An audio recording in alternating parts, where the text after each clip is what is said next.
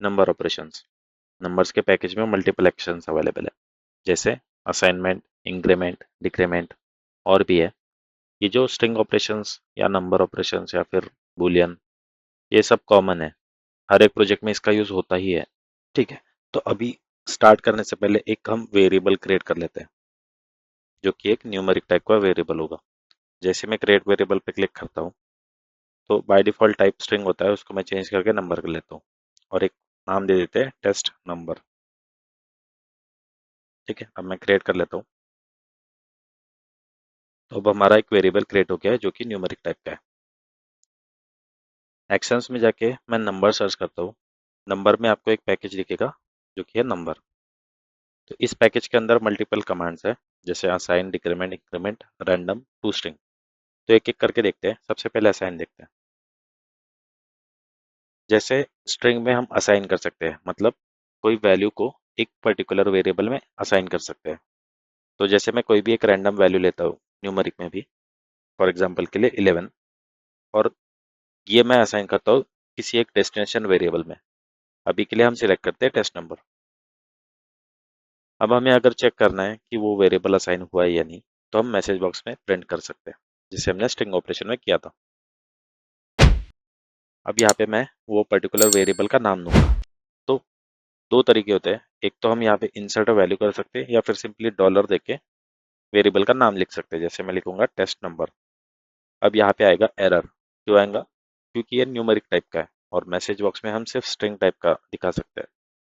तो मैं इसको टाइप कास्ट कर लेता हूँ। टाइप कास्टिंग मतलब एक पर्टिकुलर डेटा टाइप को दूसरे डेटा टाइप में कन्वर्ट करना। तो इस केस में हम एक न्यूमेरिक वैल्यू को स्ट्रिंग में कन्वर्ट कर रहे हैं। तो आप डॉलर के पहले यहाँ पे आ जाइए और वहाँ पे लिख दीजिए डॉट। डॉट ऑपरेटर से मल्टीपल एक्शंस आपको दिखेंगे। तो इसमें है डिक्रीमेंट, इंक्रीमेंट और टू स्ट्रिंग। तो अभी हमको इसको कन्वर्ट करना है स्ट्रिंग में, तो मैं यहाँ पे क्लिक करूंगा टू स्ट्रिंग पे। तो आपका ये एरर चला जाएगा। आपको अगर देखना है कि आपके एरर्स सारे चले गए, तो आप यहाँ पे असिस्टेंट पे क्लिक कर सकते हो।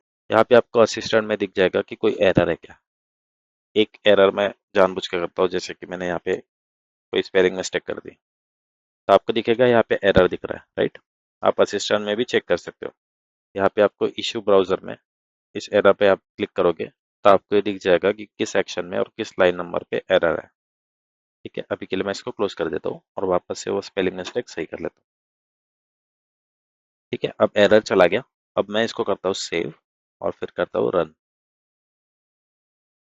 ठीक है, आपको ये वैल्यू दिखेगी। जो मैंने एक वैल्यू दी थी 11, वो यहाँ पे डिस्प्ले हो रही है। मैं इसको क्लोज कर देता हूँ। अब आते हैं दूसरे एक्शन पे, जो कि है डिक्रीमेंट। तो आप यहाँ पे पढ़ सकते हो decrement decreases by the set of intervals. इसका मतलब जो भी नंबर रहेगा, जैसे अभी के लिए मैंने टेस्ट नंबर पे 11 असाइन किया है, तो मुझे इसको डिक्रीमेंट करना है बाय 1। तो डिक्रीमेंट जब होगा तो -1 हो जाएगा, तो इसका मतलब उसका आउटपुट जो रहेगा वो 10 रहेगा। तो अभी मैं जो असाइन हमने किया है टेस्ट नंबर, वही वैल्यू लेता हूँ यहाँ पे। आप यहाँ पे हार्ड कोडेड वैल्यू भी ले सकते हो, जैसे 15, 20 वट एवर, या फिर आप वेरिएबल का नाम भी दे सकते हो। तो वेरिएबल का नाम यहाँ पे लिखना है, तो आप दो तरीके से कर सकते हो, या तो इंसर्ट वैल्यू से, या फिर यहाँ पे आप वेरिएबल का नाम टाइप कर सकते हो, जैसे टेस्ट नंबर। ठीक है, ये एक तरीका हो गया। इसको मैं डिलीट करता हूँ और इंसर्ट वैल्यू भी दिखाता हूँ। इंसर्ट वैल्यू में आप यहाँ पे टेस्ट नंबर सिलेक्ट कर सकते हो और फिर यहाँ पे यस इंसर्ट पे क्लिक करना, तो ऑटोमेटिकली वेरिएबल का नाम यहाँ पे आ जाएगा। अब आता है सेकंड ऑप्शन, वो है एंटर डिक्रीमेंट वैल्यू। तो डिफॉल्ट में 1 होता है। आप कितने भी वैल्यूज दे सकते हो। अभी के लिए मैं यहाँ पे मे बी 2 देता हूँ। तो अब जब भी ये प्रोग्राम रन होगा, तो जो भी इसमें वैल्यू असाइन होंगी, अभी यहाँ पे 11 असाइन है, राइट। तो वो हो जाएगी 11 - 2 विच इज 9। अब इसका मुझे एक आउटपुट वेरिएबल भी देना पड़ेगा। तो अभी के लिए मैं एक दूसरा वेरिएबल क्रिएट कर लेता हूँ, क्रिएट वेरिएबल पे क्लिक करके। तो यहाँ पे लिख देता हूँ मैं आउटपुट, और मैं इसको क्रिएट एंड सिलेक्ट पे क्लिक कर देता हूँ। मतलब ये वेरिएबल यहाँ पे सिलेक्ट हो गया।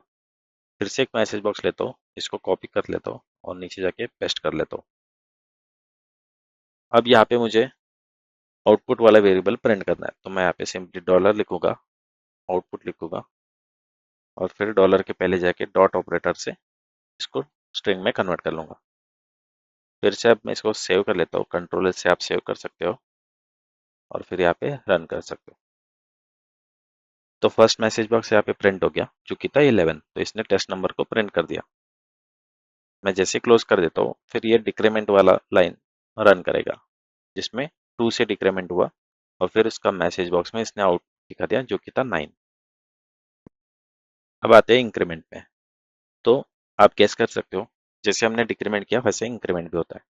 तो किसी पर्टिकुलर वैल्यू को अगर हमको इंक्रीमेंट करना है, जैसे बाय डिफॉल्ट यहाँ पे 1 है, तो 1 से अगर इंक्रीमेंट करते हैं फॉर एग्जांपल 11, 11 को 1 से इंक्रीमेंट करेंगे तो उसका आउटपुट आएगा 12।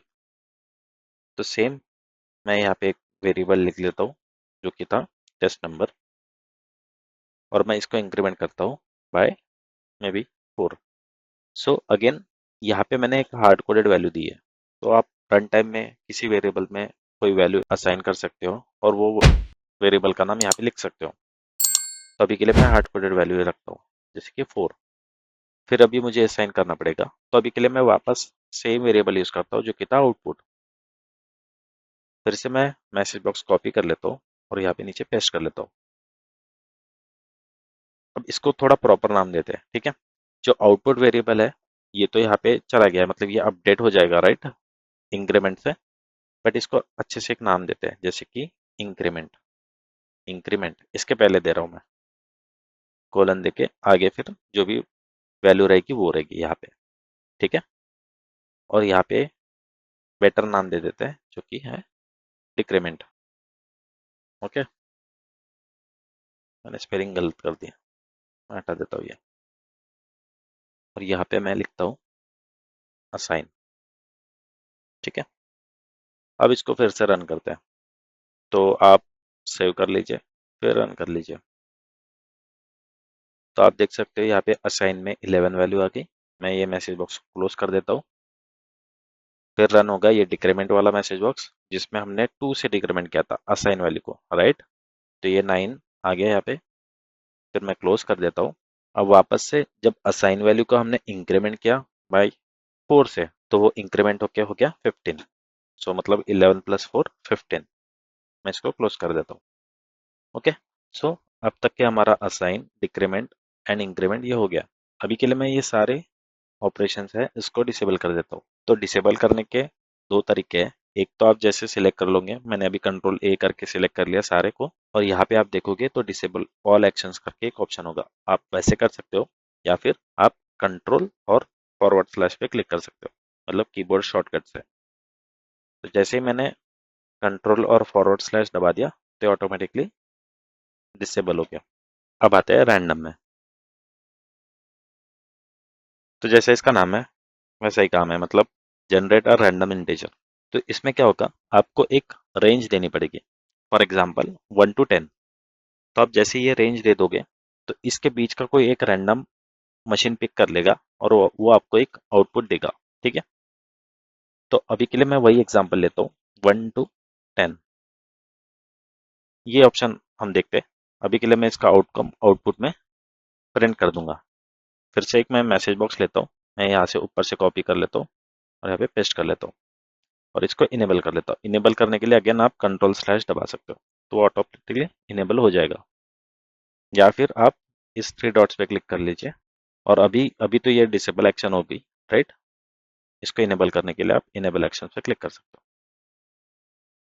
यहाँ पे मैं रैंडम करके लिखता हूँ,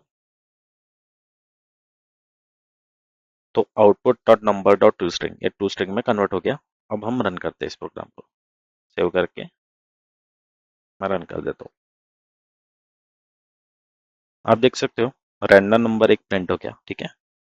अभी के लिए 5 हुआ। मैं क्लोज करता हूँ इसको, वापस से रन करके दिखाता हूँ। रैंडम अभी 2 प्रिंट हुआ। तो आप जब आपका प्रोग्राम रन करोगे तो इसका मतलब ये नहीं कि हम दोनों का आउटपुट सेम होगा। मशीन रैंडम कोई भी नंबर सिलेक्ट कर सकती है।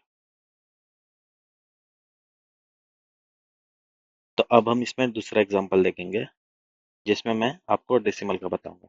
तो अभी के लिए मैं एग्जांपल के लिए लिख लेता हूँ 81 और यहाँ पे मैं भी लिख लेते हैं 1011। Okay, specify number of decimal, इस पे जब मैं क्लिक करता हूँ, ये जो चेक बॉक्स पे क्लिक करता हूँ तो इसमें हमें एक ऑप्शन मिलता है जिसमें हम 0 से लेकर 34 डिजिट तक के दे सकते हैं। तो इसका मतलब क्या होता है, जब भी मैंने कोई डेसिमल स्पेसिफाई किया, फॉर एग्जांपल के लिए मैंने 2 डेसिमल यहाँ पे मैंने स्पेसिफाई किया, तो क्या होगा, एक कोई तो भी रैंडम नंबर आएगा, फॉर एग्जांपल के लिए 82 पॉइंट, यहाँ पे जो भी एक रैंडम 2 डेसिमल वैल्यू वैल्यू यहाँ पे आ जाएगी, फॉर एग्जांपल के लिए मे बी 19। ओके, तो 82.19 ये आएगी। अगर मैं यहाँ पे 5 लिखता हूँ नंबर ऑफ डेसिमल में, तो फिर से 82 पॉइंट कोई तो भी 5 नंबर्स जैसे लाइक दिस, ये वाली वैल्यू आ जाएगी। तो वही हमें यहाँ पे स्पेसिफाई करना पड़ता है। मैं अभी एग्जांपल के लिए यहाँ पे 3 लिख देता हूँ। इसके बाद मैं इसको असाइन कर देता हूँ किसी नंबर में जो कि है आउटपुट। ओके, तो अब यहाँ पे इसने प्रिंट हो जाना चाहिए, बट इसमें एक कैच है। अब क्या होता है, जब भी हम कोई नंबर को, डेसिमल नंबर को स्ट्रिंग में कन्वर्ट करते हैं, जो कि हम यहाँ पे कर रहे हैं, ठीक है, यहाँ पे एक नंबर है इसको हम स्ट्रिंग में कन्वर्ट कर रहे हैं, तो क्या होता है, जो डेसिमल नंबर है नॉर्मल नंबर में कन्वर्ट हो जाएगा। मतलब फॉर एग्जांपल के लिए 82 पॉइंट मे बी 6671, राइट, ये नंबर है, ये कन्वर्ट हो जाएगा सिर्फ 82 में। इसका रीजन क्या है, क्योंकि हम कोई डेसिमल नंबर को स्ट्रिंग में कन्वर्ट कर रहे हैं, तो वो नॉर्मल नंबर में ही कन्वर्ट होगा। ठीक है, आपको लगेगा कि ये बग है, बट ये बग नहीं है। इसको कैसे रिजॉल्व करते हैं वो हम देखेंगे टू स्ट्रिंग वाले एक्शन में। ओके, तो अभी मैं डायरेक्टली रन कर लेता हूँ।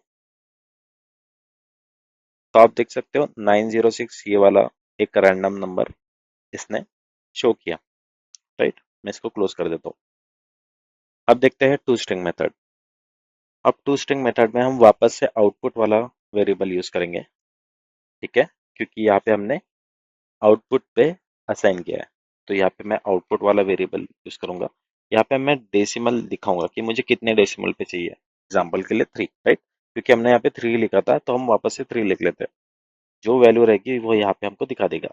तो मैं इसको कर देता हूँ असाइन सैम्पल स्ट्रिंग में अभी के लिए। ओके, और मैं फिर से एक मैसेज बॉक्स को कॉपी कर लेता हूँ, यहाँ पे पेस्ट करता हूँ।